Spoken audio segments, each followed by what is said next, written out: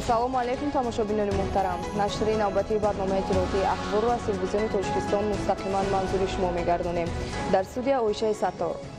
имрӯз таҳти раёсати сарвазири ҷумҳурии Тоҷикистон раиси шӯрои нозирони ҷамъияти саҳомии кушодаи нерӯгоҳи барқи обии Роғун Қоҳир Расулзода маҷлиси умумии солонаи саҳмдорони ҷамъияти саҳомии кушодаи нерӯгоҳи барқи обии Роғун баргузор гардид ки дар он 10 масъала мавриди баррасӣ қарор дода шуд. Дар оғози маҷлис ҳисоботи солона ва ҳисоботи муҳосибавии ҷамъияти саҳомии кушодаи нерӯгоҳи барқи обии Роғун дар соли 2018 шунида шуд ва хулосаи аудитори ҷамъияти мазкур барои соли 2018 пешниҳод гардид. Ҳамчунин дар ҷаласа оид ба зиёд намудани сармояи оинномавии ҷамъияти саҳомии кушодаи нерӯгоҳи барқи обии Роғун ва ворид намудани тағйиру иловаҳо ба оинномаи ҷамъият қарорҳои дахлдор қабул карда шуданд. Дар маҷлис аъзои шӯрои нозирон, комиссияи тафтишотӣ ва комиссияи ба ҳисобгирии ҷамъият интихоб гардида низомномаи мудирияти истифодабарӣ ва аудитори ҷамъияти саҳомии кушодаи нерӯгоҳи барқи обии Роғун барои соли 2019 ва подошпулии он тасдиқ шуд. дар мавзеи байнисарҳадии теми шаҳри Хорух форуми соҳибкорони вилояти Бадахшони Тоҷикистон ва музофоти Бадахшони Афғонистон доир гардида зимни баргузории форум бар рушди иқтисодии минтақаҳои наздисарҳадӣ эътибори хоса дода шуд. гузориши Тоҷинисои Файзуллобек аз ҷараёни форуми соҳибкорон дар шаҳри Хорух. дар мавзеи теми шаҳри Хорух дар соҳили рости дарёи Панҷ ки ду кишвари ҳамҷавор Бадахшони Тоҷикистон ва Бадахшони Афғонистонро убур менамояд, форуми соҳибкорӣ байни марзии минтақаҳои Бадахшони Тоҷикистон ва музофоти Бадахшони Афғонистон баргузор гардид. дар ин форум намояндагони мақомоти иҷроияи ҳокими давлатии вилоят, кормандони масъули вулусволии шоҳнони Афғонистон, консули давлатии исломии Афғонистон дар шаҳри Хорух ва соҳибкорони ҳар ду кишвар ширкати бевосита доштанд. мудирияти минтақаи озоди иқтисодии Ишкошим ҳадафи баргузории ин ҷамъомади муҳимро чунин шарҳ дод. мақсад аз баргузории форуми соҳибкории сармояи минтақаҳои Бадахшони Тоҷикистон ва Афғонистон як мақсад аст, як ҳадаф дорем. ин ба ҳам овардани соҳибкорони ҳар ду тарафи соҳил дорем, яъне барои эҷод кардани соҳибкории муштарак. мақсад аз баргузории бизнес форум ин мақсад асосӣ ҳамин аст ва инчунин дигар истифодаи он имкониятҳое ки соҳибкорони ҳар ду тарафи соҳили дарё доранд. бо бунёди пулҳои дӯстӣ байни ду кишвари ҳамҷавор ки ташаббускори асосиашон асосгузори сулҳу ваҳдати миллӣ пешвои миллат президенти ҷумҳурии Тоҷикистон муҳтарам Эмомалӣ Раҳмон мебошанд, барои робитаҳои иқтисодии минтақаҳои назди сарҳадӣ шароити мусоид фароҳам овардааст. вобаста ба имкониятҳои минтақаи озоди иқтисодии Ишкошим он нуқта қайд гардид ки мавзеи ҷуғрофии минтақаи озоди иқтисодии Ишкошим басе қулай буда ба кишварҳои Афғонистон, Покистон, Чин ва Қирғизистон марзи бо ҳам наздике доранд. бо истифода аз пули автомобилгарди байни Ишкошими Тоҷикистон ва Ишкошими Афғонистон молҳои гуногунро ба кишвари ҳамсоя интиқол додан қулай мебошад. иштирокчиёни форум фикру андешаҳои хешро оиди беҳтар намудани фазои тиҷорати байни сарҳадӣ баён намуда зикр намуданд ки минтақаҳои Бадахшони Афғонистон дорои растаниҳои гиёҳӣ, меваи хушк ва маҳсулоти фаровони чорво мебошанд ки дар Бадахшони Тоҷикистон ниёз ба ин мол зиёд ба назар мерасад. тоҷирони вилояти мухтори кӯҳистони Бадахшон бошанд дар навбати худ молҳои саноатиро ки маскунони соҳили чапи дарёи Панҷ ба онҳо ниёз доранд пешкаши фурӯшандагони афғон мегардонанд.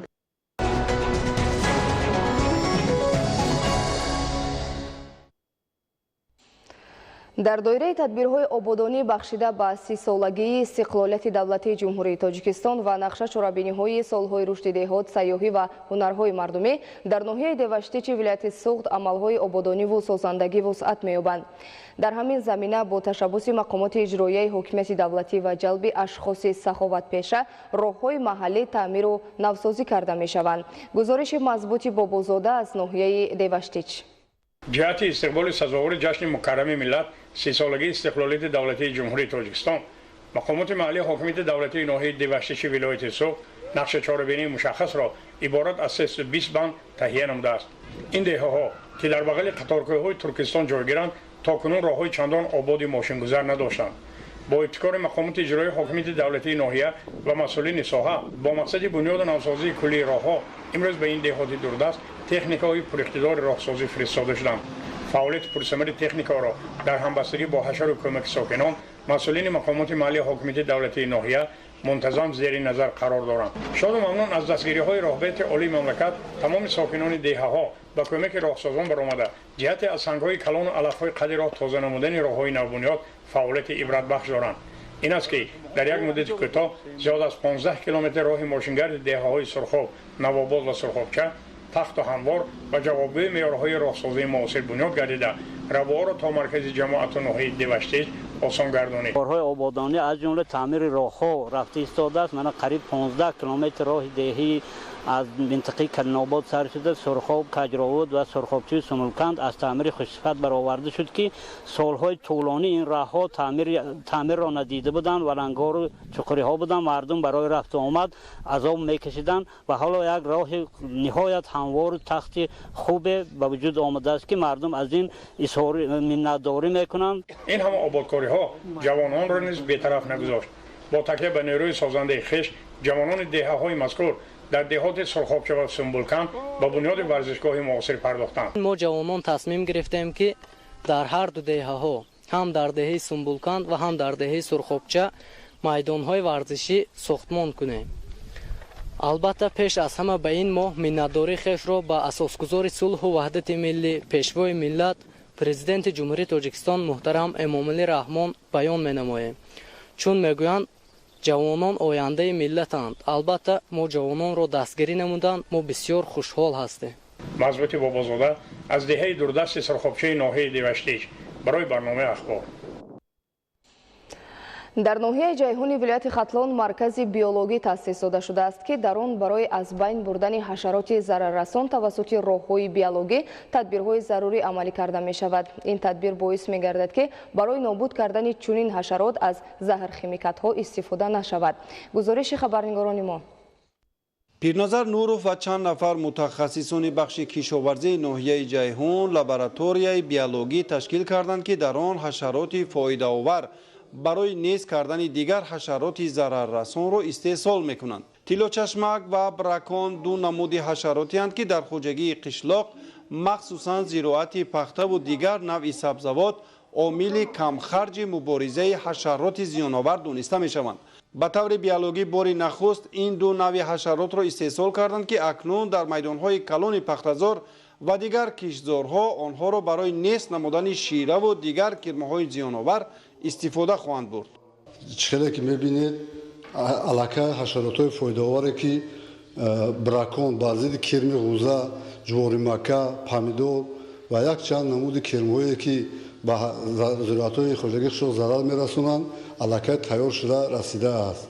با زیاد کردن نسل این حشرات فایده‌آور ما آنها را برده به میدان‌های پخته، جواری مکه برای دان، جواری مکه برای سیلوس سر داده. از این حساب کارکرد شیمیایی بین قطارهای پخته را و دیگر زراعت‌های کشاورزی را کم نموده بسیار مبلغ‌های زیادی را صرفه می‌نماییم. از جهت دیگر محصولاتی که با این اصول مبارزه برده می‌شود به نهایت کم خرج بوده، خیلی مبلغ‌های کم را طلب می‌نماییم.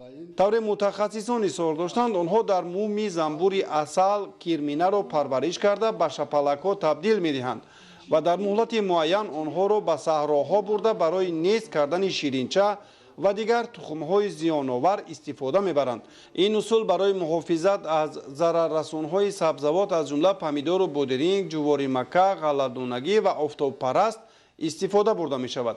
تیلوچشمک و براکون که در آزمایشگاه بیولوژی ناحیه جیهون استحصال شدند برای نیست کردن 60 نمود حشرات زیان‌آور دیگر هم مساعدت می‌کند. نخستین تجربه کشاورزان ناحیه جیهون ثمره بخش دانسته می‌شود. اکنون برای نیست کردن شیره و تورتنکنه امکان فراهم می‌آید که نه از استفاده زهرهای قیمت بلکه از چنین حشرات بیولوژی به راه ماندن مبارزه مفیدتر می‌گردد. استحصال چنین حشرات بیولوژی را تا به میلیون‌ها عدد خواهند رسانید. در این صورت منفعت اقتصادی خواجگی‌های دهقانی حفظ کرده می‌شود. تماشابینان محترم، نشر نوبتی برنامه اطلاعاتی اخبار به انجام رسید. خیر، سلامت و سربلند و با برنامه‌های تلویزیونی تاجیکستان بمانید.